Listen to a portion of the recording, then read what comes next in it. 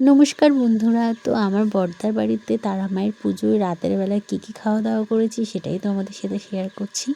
তো প্রথমেই দিয়েছিল লেবু আর সাদা ভাত, আর ভাতটা প্রথমেই আমাকে অনেকটা দিয়ে দিয়েছে। আর তারপর দিয়ে গেছিলো মটরশুঁটি দিয়ে ডাল, আর তার সাথে ছিল বেগুনি। আর ডালের সাথে তো একটু লেবু দিয়ে আর ভাতটাকে মাখিয়ে ডাল দিয়ে আর একটু বেগুনি দিয়ে খেতে তো একদম দারুণ লাগে। তো আমিও সেইভাবেই খেলাম, ভীষণ ভালো লাগছিলো। আর ডালের সাথে তো কোনো ভাজাভুজি বা কোনো চচ্চড়ি আমার খুবই ভালো লাগে। আর আমি একটা বেগুনে আবারও চেয়ে নিয়েছিলাম, আর বেগুনে আর ডাল দিয়ে খেতে খেতে চলে এসেছিলো একটা সবজি, যেটা বাঁধাকপি, গাজর, পালং শাক, মটরশুঁটি, বিনস, আলু এইসব দিয়ে তৈরি করা হয়েছিল। খুব ভালো লাগছিলো খেতে। আর চচ্চড়িটাও আমি ডাল দিয়ে খেয়েছিলাম।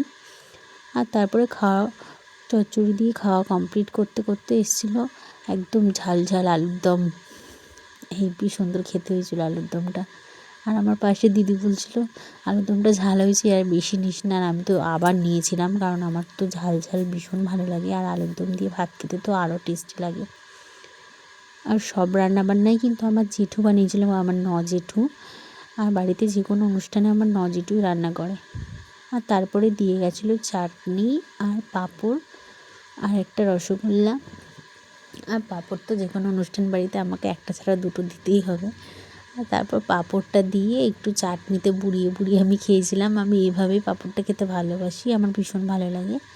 আর তারপরে রসগোল্লাটাও একটু অল্প করে টেস্ট করেছিলাম, পুরোটা খেতে পারিনি, কারণ খুব একটা মিষ্টি আমার ভালো লাগছিলো না, তাই একটুখানি খেয়েছিলাম।